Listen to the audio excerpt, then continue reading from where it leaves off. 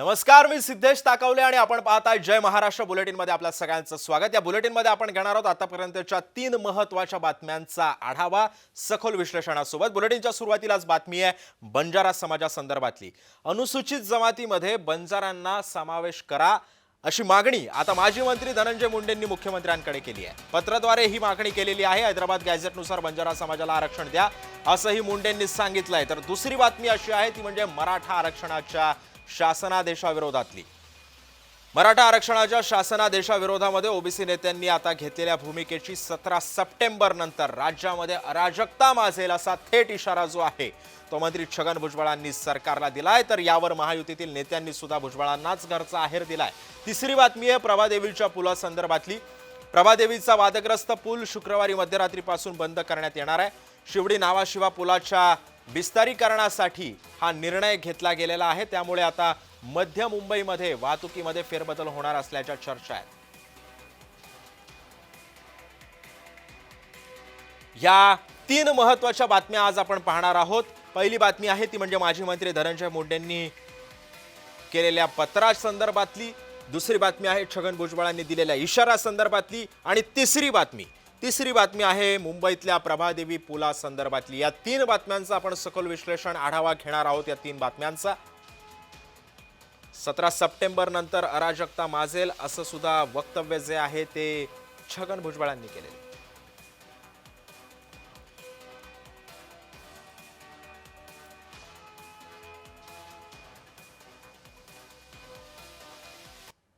आणि त्यामुळे आपण आता पहिल्या बातमीकडे वळणार आहोत। पहिली बातमी आहे बंजारा समाजासंदर्भातली। बंजारा समाजातली आता अनुसूचित जमातीमध्ये बंजारांचा समावेश करा अशी मागणी आता माजी मंत्री धनंजय मुंडेंनी केलेली आहे। मुख्यमंत्र्यांना पत्राद्वारे ही मागणी केलेली आहे। हैदराबाद गॅझेटनुसार बंजारा समाजाला आरक्षण द्या असंही मुंडेंनी सांगितलेलं आहे। आता या मुंडेंनी सांगितलेल्या या मागणीकडे या पत्राकडे आता मुख्यमंत्री कशा पद्धतीची दखल घेतात, मुख्यमंत्री काय भूमिका मांडतात हे सुद्धा पाहणं महत्त्वाचं असणार आहे। त्यामुळे आपण पाहतोय की धनंजय मुंडेंची ही मागणी आहे बंजारा समाजाला अनुसूचित समाजामध्ये जमातींमध्ये घ्या, वर्ग करा अशी मागणी पत्राद्वारे सध्या धनंजय मुंडेंनी मुख्यमंत्र्यांकडे केलेली आहे। मुख्यमंत्र्यांकडे पत्राद्वारे धनंजय मुंडेंनी मागणी केलेली आहे। धनंजय मुंडेंच्या मागणीकडे आता मुख्यमंत्री कसं बघतात, मुख्यमंत्री नेमका आता काय निर्णय घेतात हे सुद्धा पाहणं महत्त्वाचं ठरणार आहे। त्यामुळे आता सध्या या मागणीकडे आता सध्या सगळ्यांचंच लक्ष लागलेलं आहे।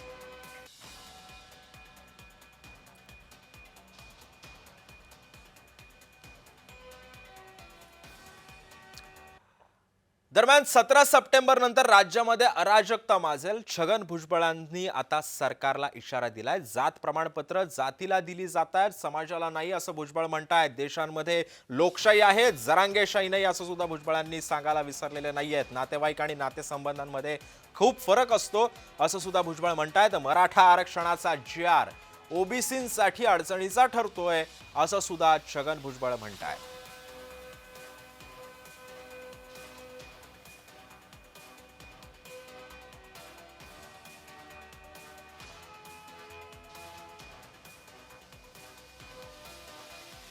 आणि या संदर्भामध्ये बोलण्यासाठी आपल्यासोबत 2 मान्यवर सुद्धा जोडले गेलेले आहेत। मराठा नेते, मराठा समन्वयक गंगाधर काळकुटे आणि मंगेश ससाणे ओबीसी नेते सुद्धा आपल्यासोबत जोडले गेलेले आहेत। या तुमच्या दोघांचंही स्वागत आहे जय महाराष्ट्रमध्ये। मात्र आपण या चर्चेला सुरुवात करण्यापूर्वी नेमकं भुजबळ काय म्हणाले होते, त्यांचा बाईट काय होता तो ऐकूयात आणि आपण चर्चेला सुरुवात करूयात।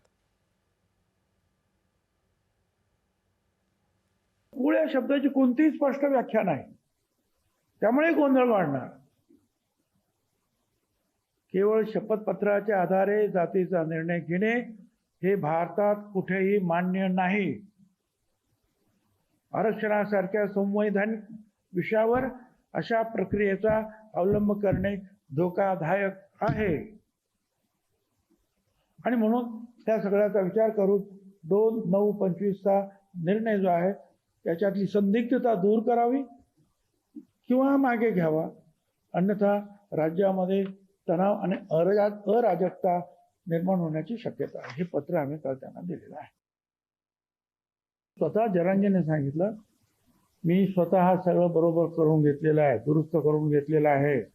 3 कोटी लोक आता झालेले आहेत. मराठा समाजाचे सगळे कुणबी झालेले आहेत. आणि पुढं असं जे आहे की ते म्हणतात की कुळातील नातेसंबंधाचे, नातेवाईक नाही, नातेसंबंध आणि नातेवाईक यात फरक आहे. नातेवाईक म्हटल्यानंतर तो ब्लड रिलेशनमध्ये जातो. ओबीसी समाज त्यांच्याकडे मराठा समाज गेला, खत्री आयोग, बापट आयोग, साळप आयोग वगैरे, त्यांनी सांगितलं की मराठा समाजाला देता येणार नाही. आणि या संदर्भामध्ये बोलण्यासाठी मी सर्वप्रथम गंगाधर काळकुटे तुमच्याकडे येतोय. गंगाधरजी, तुम्ही भुजबळांचं वक्तव्य ऐकलं असेल. 17 सप्टेंबर नंतर राज्यामध्ये अराजकता माजेल असं वक्तव्य जे आहे ते छगन भुजबळांनी केलं आणि त्यांनी थेट सरकारला जो आहे तो इशारा दिलेला आहे. आपण कसं पाहता या इशाऱ्याकडे? एका घटनात्मक पदावर बसलेल्या माणसानं असं वक्तव्य करणं हे लोकशाहीला धरून नाही. त्यांना महाराष्ट्रात मराठा आणि ओबीसी दंगली घडवायच्यात की काय, आणि मराठा ओबीसी यात वाद लावून त्यांना त्यांचा राजकीय फायदा करून घ्यायचा आहे, अशा पद्धतीनं त्यांचं हे वक्तव्य. आणि या वक्तव्याचा मराठा समाजाकडून जाहीर निषेध करण्यात येतोय. आम्ही कुणीही वाद घालणार नाहीत किंवा कुठल्या दंगलीला, भुजबळांच्या दंगलीला कुठलाही प्रतिसाद देणार नाही. त्यांना मराठा आणि ओबीसीचा वाद लावून त्यांना एकटाच ओबीसीचा मसीहा आहे असं दाखवायचंय. ज्या सरकारमध्ये ते आहेत त्या सरकारने हा जी दिलेला असताना त्यांनी सरकारमधले माननीय मुख्यमंत्री देवेंद्र फडणवीस साहेब आहेत, दोन्ही उपमुख्यमंत्री आहेत किंवा अन्य सगळे त्यांचे सहकारी आहेत, हे त्यांनी विचारायला पाहिजे, त्यांच्यासोबत चर्चा करायला पाहिजे. माननीय मुख्यमंत्री महोदयांनी काल मीडियाच्या माध्यमातून स्पष्ट सांगितलंय की या जी ओबीसीचा कुठेही धोका होणार नाही, ओबीसीचा कुठलाही ओबीसीवर अन्याय होत नाही. तरीही जाणून बुजून भुजबळ महाराष्ट्रात मराठा आणि ओबीसी तणावाचं वातावरण निर्माण करत आहेत. बरं, मी हाच त्यांच्या या मुद्दा घेऊन वक्तव्यामुळे मंगेश ससाण्यांकडे जातोय. आणि गंगाधरजी, मी शहरात तुम्हाला प्रत्येक थोडंसं थांबवतोय. हाच मुद्दा घेऊन मी मंगेश ससाण्यांकडे जातोय. वादंग मंगेशजी, जसा भुजबळांनी इशारा दिलेला आहे, गंगाधर काळकुटे असं म्हणतात की हा इशारा खूप चुकीचा आहे, महाराष्ट्रामध्ये अराजकता माजेल, हे खूप चुकीचं बोलून गेलेले आहेत भुजबळ. मात्र हाच इशारा भुजबळ जो देत आहेत ते म्हणजे दोन्ही समाजामध्ये तेढ निर्माण करतात, दोन्ही समाजामध्ये दंगली घडवून आणण्याचा प्रयत्न केला जातोय. आपण कसं पाहताय?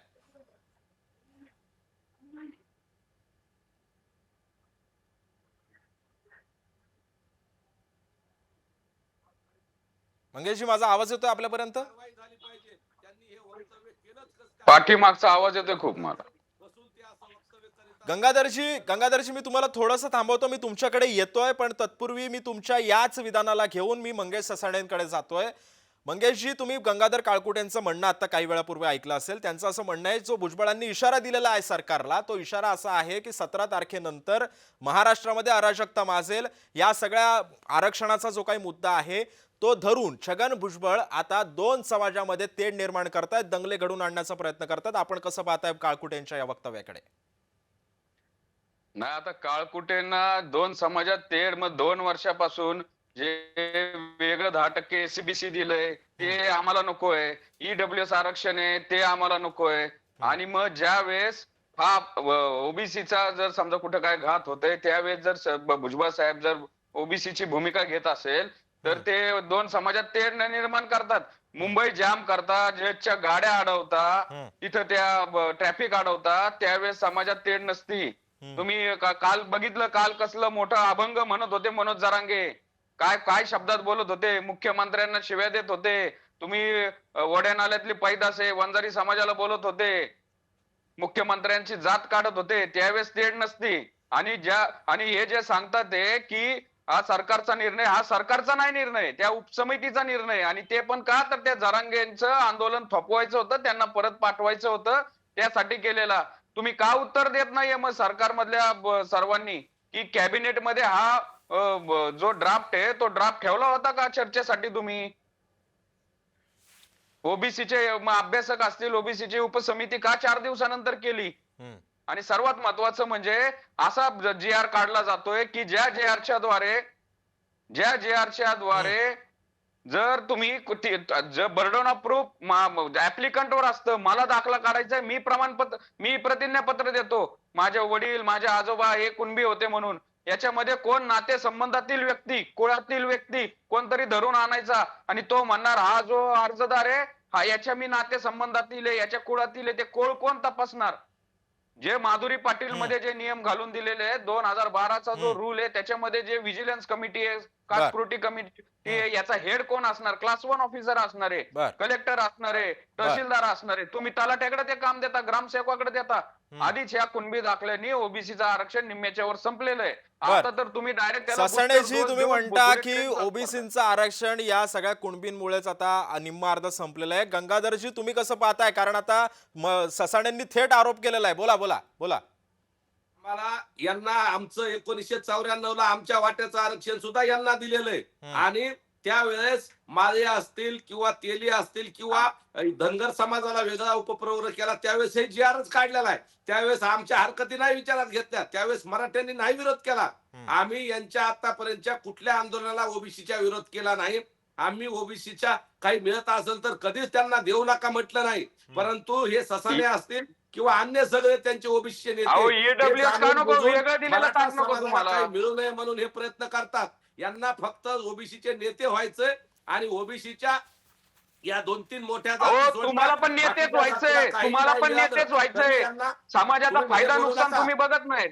तुम्ही मध्ये बोलू नका. तुम्हाला पण नेतेच व्हायचंय. नाही ससाने, मी तुमच्यावर आरोप केला नाही, आरोप केला तर उत्तर देणार ना. नाही, आम्ही तुमच्या मध्ये बोललो नाही. तुम्ही चर्चेच्या वेळेमध्ये बोलू नका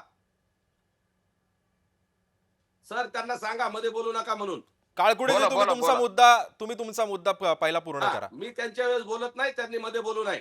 काळकुटेशी मला तुम्ही तुमचा सांगायचंय मुद्दा की पूर्ण करा. ओबीसीला काही मिळत असताना कधीही त्यांना विरोध केलेला नाही. आमच्या वाट्याचं आरक्षण शरद पवार साहेबांनी त्यांना दिलं.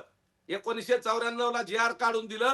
आम्ही ओबीसीतच होतो, मराठा आणि कुणबी एक आहे त्यावेळेस पासून, परंतु आम्हाला आरक्षण दिलं नाही. आम्ही आमचे लहान भावांना काही मिळत असताना कधी विरोध केला नाही. आमच्या वाट्याचं त्यांना आरक्षण दिलं त्यावेळेस आम्ही शांत होतो.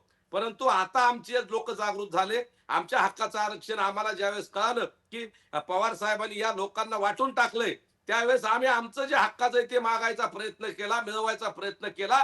तर या लोकांच्या पोटात दुखतंय. सर्वसामान्य ओबीसी आणि सर्वसामान्य मराठा गावगाड्यात एकच आहे.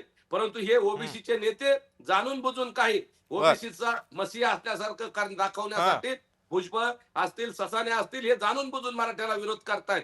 आणि कालची याचिका असेल, याच्या अगोदरचं 16% आरक्षण आहे. प्रत्येक वेळी ससाने असतील किंवा त्या अन्य मराठा समाजाच्या आरक्षणाला विरोध करत असतात. ससाणेजी, आता गंगाधर काळकुटे असं म्हणतायत की या ओबीसी समाजामधले जे कोणी नेते आहेत ते मसीहा बनतायत आणि थेट आरोप त्यांनी तुमच्यावरती आणि भुजबळांवरती केलेला आहे. तुम्ही कसं पाहताय आरोपांकडे? अहो, यांचं ते रडगाणं नेहमीच आहे.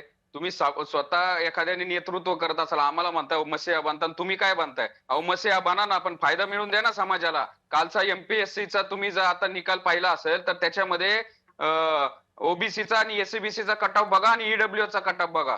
ईडब्ल्यूचा SCच्या बरोबरीने तो कट ऑफ आहे. अहो, स्वतःच्या समाजाला चांगलं सेफ असलेल्या एखाद्या कॉन्स्टिट्युशनली प्रूव्हन आणि न्यायालयाने वैध ठरवलेल्या आरक्षणामधनं बाहेर काढायचं आणि मुद्दाम गर्दीमध्ये घुसवायचं ओबीसीच्या. का? तर फक्त स्वतःची नेतेगिरी करायची, कुठल्या तरी एका राजकीय पक्षाच्या अजेंड्यावर काम करायचं. त्याच्यामुळं मसीहा कोण बनतंय आणि समाजाचं कोण नुकसान करतंय ना ते सगळं दिसतंय. का बरं मग तुमचे सगळे नेते विरोध करतात? ते योगेश केदार करतात, ते प्रवीण दादा गायकवाड करतात, ते शिवानंद ते करतात. ते थांबा, आता बोलून द्या ना, बोलून द्या ना.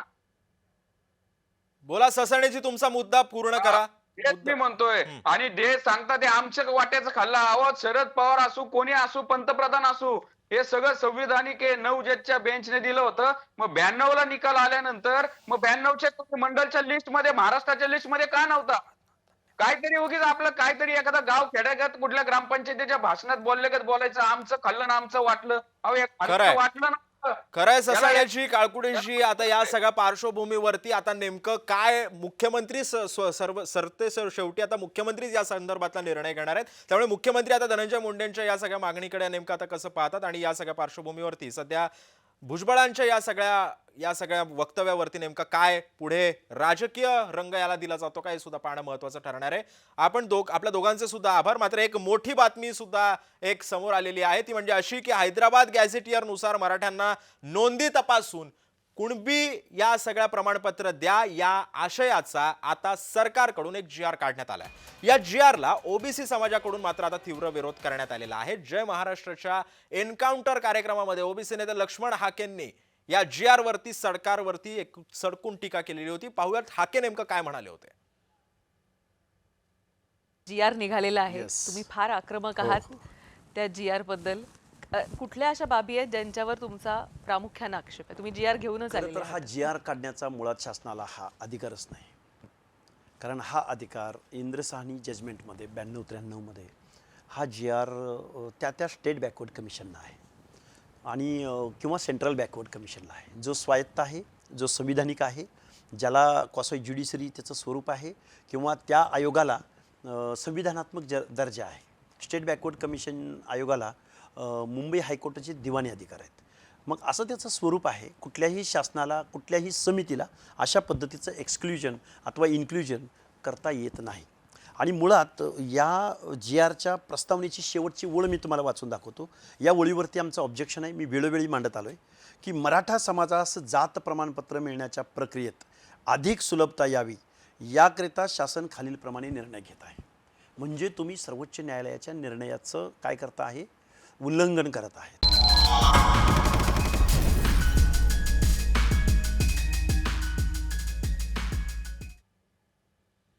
दरम्यान हाच कार्यक्रम आपण पाहायला विसरू नका. शनिवारी म्हणजेच उद्या रात्री 8:56 आणि रविवारी सकाळी 9:56. मात्र पुढची एक मोठी बातमी आहे. जय महाराष्ट्राच्या एन्काउंटर याच कार्यक्रमामध्ये ओबीसी नेते लक्ष्मण हाकेंना आपल्या सासऱ्यांबाबत विचारलेल्या एका प्रश्नाचं उत्तर देताना ते भावुक झाले आणि नकळत त्यांच्या डोळ्यांमधून सुद्धा अश्रू तरळू लागलेत. पाहूया.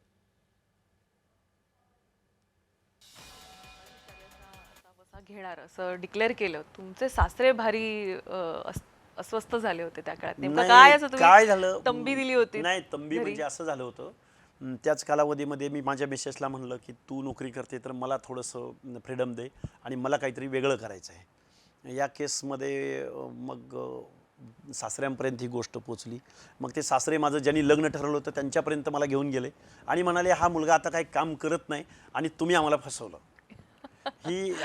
ही जी गोष्ट होती त्या सगळ्या मंडळींनी आम्हाला समजावून सांगितलं, त्यांनाही समजावून सांगितलं आणि परत ते 2-4 वर्षांनी ते आमचे सासू कोरोनाच्या कालावधीमध्ये ते एक्सपायर पण झाले. खरं तर ते आज असायला हवे होते. हो, त्यांना कळलं असतं. वाटतं तुम्हाला?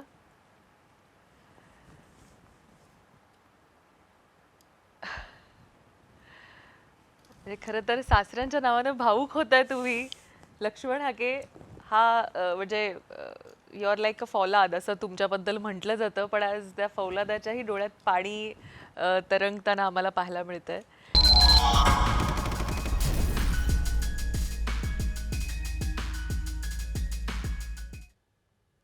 त्यामुळे आपण हा कार्यक्रम पाहायला विसरू नका. उद्याच म्हणजे शनिवारी रात्री 8:56 आणि रविवारी सकाळी 9:56. तर आता यानंतरची एक मोठी बातमी आहे, ती म्हणजे बंजारा समाजासंदर्भातली. बंजारा समाजाला आता अनुसूचित जमातींमध्ये सामील करा अशी मागणी आता माजी मंत्री धनंजय मुंडेंनी मुख्यमंत्र्यांकडे केलेली आहे. मुख्यमंत्र्यांना त्यांनी एक पत्र दिलेलं आहे आणि या पत्रामधून त्यांनी ही मागणी केलेली आहे. आणि या संदर्भामध्ये बोलण्यासाठी आपल्यासोबत जोडले गेलेले आहेत ओबीसी नेते हरिभाऊ राठोड. हरिभाऊजी, तुमचं स्वागत आहे जय महाराष्ट्रामध्ये. थँक्यू, धन्यवाद. हरिभाऊ, तुम्ही कसं पाहताय या सगळ्या पत्राकडे? कारण कसं आहे की आता जर अनुसूचित जमातींमध्ये जर आपण म्हणजे बंजारा समाजाला जर समाविष्ट करण्यात आलं तर त्यांच्या हक्कांना, त्यांच्या आरक्षणाला धक्का लागेल असं वाटत नाही तुम्हाला? नाही, मी प्रथमतः मान्य धनंजय मुंडे साहेबांचं अभिनंदन करेल, आभार मानेल. हं. पण त्याच्याबरोबर 35 आमदारांचे पत्र आले आमच्याकडे आणि 1 खासदारांचं पत्र आलंय. सगळ्यांनी मुख्यमंत्र्यांना पत्र दिलेलं आहे, मराठवाड्यातल्या सगळ्या झाडून आमदारांनी आणि खासदारांनी. आणि आपण जे विचारलं नाही, आमची मागणी जी आहे ते मूळ जे शेड्यूल ट्राईब आहे म्हणजे आदिवासी ज्याला म्हणतो, त्यांच्या आरक्षणाला कुठल्याही प्रकारचा धक्का न लागता त्यांच्या 60% आरक्षणाला धक्का लागता. वेगळं आरक्षण द्या. एसटी मधून आमची ही मागणी आहे, पूर्वीपासूनच आहे, आजची नाही आहे. आणि हैदराबाद गॅजेटच्या निमित्ताने सगळ्या महाराष्ट्र, सगळ्या तांडे न तांडे कानाकोपऱ्यातून एवढा उत्साह आहे लोकांमध्ये मोर्चा आंदोलन करण्यासाठी. आज मोठमोठे आंदोलन होत आहे. उद्या नगरला बैठक आहे. त्यानंतर जालना, बीड 15 तारखेला आहे. त्यानंतर 18 तारखेला आपल्या नांदेड जिल्ह्यामध्ये किनवटला आहे. मोठे सभा 50,000 हजार. कालच मी याला जाऊन आलो भाडेकडे. तो 6 दिवस झाला तो आपल्या याला चिंतूरला तो उपोषणाला बसला होता. त्याचं उपोषण सोडवलं मी. तर अशा पद्धतीने हे आंदोलन खूप मोठं पेटणार आहे. मराठा समाजाच्या आंदोलनापेक्षाही मोठं आंदोलन या महाराष्ट्रात उभं राहत आहे. खरंय. मी हाच मुद्दा घेऊन मी आता सध्या मराठा समन्वयक गंगाधर काळकुटे सुद्धा आपल्यासोबत जोडले गेलेले आहेत. गंगाधरजी, आपण जसं पाहतोय की आता सध्या मराठ्यांना ओबीसीमधून आरक्षण द्या, यासाठी ओबीसी प्रवर्गामध्ये मराठ्यांना सामील करा अशा मागणीसाठी मनोज जरांगेंनी आंदोलन केलं. मात्र आता अशीच मागणी काहीशी आता धनंजय मुंडेंनी केलेली आहे. ती म्हणजे ओबीसी अनुसूचित जाती जमातींमध्ये बंजारा समाजाला सामील करा असं एक पत्राद्वारे त्यांनी मागणी केलेली आहे. आपण कसं पाहता याकडे? कारण जर हे शक्य झालं तर मग कुणबी आणि कुणबींना सुद्धा ओबीसी मध्ये सामील करून घेता येऊ शकतं का? नाही, द्या ना. बंजारा समाजाला जर त्यांचं मागणी असेल तर त्याच्यावर दिलं पाहिजे सरकारने, काय हरकत नाही. बंजारा समाज बी कितीतरी तांड्यावर राहणारा, ऊसतोडीला जाणारे आणि फार त्यांची गरीब परिस्थितीत आहे, पण सामाजिक दृष्ट्या खूप मागास आहेत. जसे आदिवासीच्या चालीरीती आहेत तशाच पद्धतीनं बंजारा समाजाच्या सुद्धा चालीरीती आहेत. मी राठोड साहेबांसोबत बऱ्याच वेळा तांड्यावर वेगवेगळ्या ठिकाणी फिरलेलो आहे, त्यांना माहिती आहे. आणि मी पण प्रत्येक तांडा असेल, प्रत्येक बंजारा बांधवाच्या घरची परिस्थिती बघितली, त्यांच्या ज्या चाली रूढी आहेत, परंपरा आहेत, रोटीबेटी व्यवहार आहेत आदिवासी समाजात आणि त्यांच्यामध्ये खूप साम्य आहे. त्याच्यामुळं त्यांना आदिवासीच्या सुविधा मिळायला पाहिजेत, ही रास्त मागणी आहे. आणि बंजारा समाज अजूनही विकासापासून खूप दूर आहे. सामाजिक दृष्ट्या असेल किंवा इतर सगळ्या विकासाच्या बाबतीत त्यांच्यापर्यंत अजून बऱ्याच सुविधा पोहोचणं गरजेचं आहे. त्यासाठी नक्की त्यांना या सुविधा दिल्या पाहिजे. यासाठी मनोजदादांनी सुद्धा पाठिंबा दिलाय, आमचाही पाठिंबा आहे. कुणाला काही मिळत असेल, ज्याला गरज आहे खरी, त्याला ते नक्की मिळालं पाहिजे, या मताचे आम्ही आहोत. मराठा समाज कधीही बंजारा समाजाच्या पाठीमागं कायम राहील. हेच नाही, धनगर समाजाच्या सुद्धा एसटी समाजाच्या आरक्षणाची मागणं पुढे आली. त्यावेळेस चोंडी येथं मनोजदादांनी, आम्ही सगळ्यांनी तिथं गेलो होतो, त्यावेळेस धनगर समाजाला सुद्धा एसटीतलं आरक्षण द्या ही सुद्धा मागणी पुढे आल्यानंतर आम्ही पाठिंबा दिला होता. त्यामुळे गंगाधरजी, आता या सगळ्या पार्श्वभूमीवरती आता मुख्यमंत्री काय निर्णय घेतात हे सुद्धा पाहणं महत्त्वाचं ठरणार आहे. मात्र एक मोठी बातमी आता आणखी एक समोर आली आहे, ती म्हणजे अशी की प्रभादेवीच्या पुलासंदर्भातली ही बातमी आहे. प्रभादेवीचा वादग्रस्त पूल आता शुक्रवारी मध्यरात्रीपासून आता बंद करण्यात येणार आहे. शिवडी नावाशिवाय पुलाच्या विस्तारीकरणासाठी हा निर्णय घेतला गेलेला आहे. त्यामुळे आता मध्य मुंबईमध्ये वाहतुकीमध्ये फेरबदल करण्यात आले. आणि या संदर्भामध्ये माहिती देते आमची प्रतिनिधी ज्योत्स्ना गंगणे सध्या आपल्या सोबत आहे. ज्योत्स्ना, हा पूल बंद झाल्यानंतर नेमके पर्यायी मार्ग कोणकोणते मुंबईकरांना उपलब्ध होणार आहेत आणि वाहतूक कोंडी निवारण्यासाठी सध्या वाहतूक पोलिसांकडून काय काय पावलं उचलली जातात, अगदी थोडक्यात? अगदी बरोबर आहे. आपण बघतोय की हाच जो माझ्या मागे तुम्हाला ब्रिज दिसतोय, हाच एल्फिस्टन ब्रिज जो आहे तो आज रात्री 1 वाजल्यापासून जे आहे तो बंद करण्यात येणार आहे. आणि या पुलाचं पाडकाम जे आहे ते आज रात्रीपासूनच सुरू होईल. मात्र त्यापूर्वी आज रात्री 1 पासून हा पूल बंद करण्यात येतील. पूर्वेकडून जर आपण बघितलं की हा वाहतुकीचा मार्ग हा जर बंद झाला तर कोणकोणते मार्ग उपलब्ध राहतात, तर पूर्वेकडून पश्चिमेकडे जाणाऱ्या वाहनाकरता दादर पूर्वकडून दादर पश्चिमेकडे मार्केटकडे जाणाऱ्या वाहन चालकासाठी खास करून टिळक ब्रिज जो आहे, टिळक ब्रिजचा मोठ्या प्रमाणात वापर केला जाईल, जो प्लाझाच्या इथेही निघतो. त्याचबरोबर परेल पूर्वकडून प्रभादेवी लोअर परेलला जाणारे वाहन चालक हे करी रोडचा ब्रिजचा वापर करतील. म्हणजे असं आहे की आपण ज्या ब्रिजच्या ठिकाणी उभे आहोत त्याच्या या बाजूला दादर आहे, त्या ठिकाणी टिळक ब्रिजचा वापर होईल. तर या बाजूला जो आहे तो आपण बघतोय की लोअर परेलचा जो करी रोडचा ब्रिज आहे त्याचा वापर करण्यात येईल. परेल, भायखळा आणि पूर्व प्रभादेवीकडनं जे आहे ते वरळी कोस्टल आणि सिलिंगच्या दिशेने जाणारी वाहनं जी आहेत ती चिंचपोकळीचा ब्रिज जो आहे त्या नक्कीच ज्योत्स्ना, त्यामुळे आता या चिंचपोकळीचा सगळ्या ब्रिजचा वापर पार्श्वभूमीवरती करताना सध्या आता वाहतूक पोलिसांकडून सुद्धा नियंत्रण ठेवणं आणि वाहतूक कोंडी निर्माण होऊ नये यासाठी आता पावलं उचलणं आता गरजेचे आहे. त्यामुळेच आता हे फेरबदल करण्यात आलेले आहेत. धन्यवाद तू दिलेल्या अधिक माहितीबद्दल आणि या इतर बातम्यांसोबत आपल्यासोबत जे मान्यवर जोडले गेलेले होते त्यांचे सुद्धा आभार.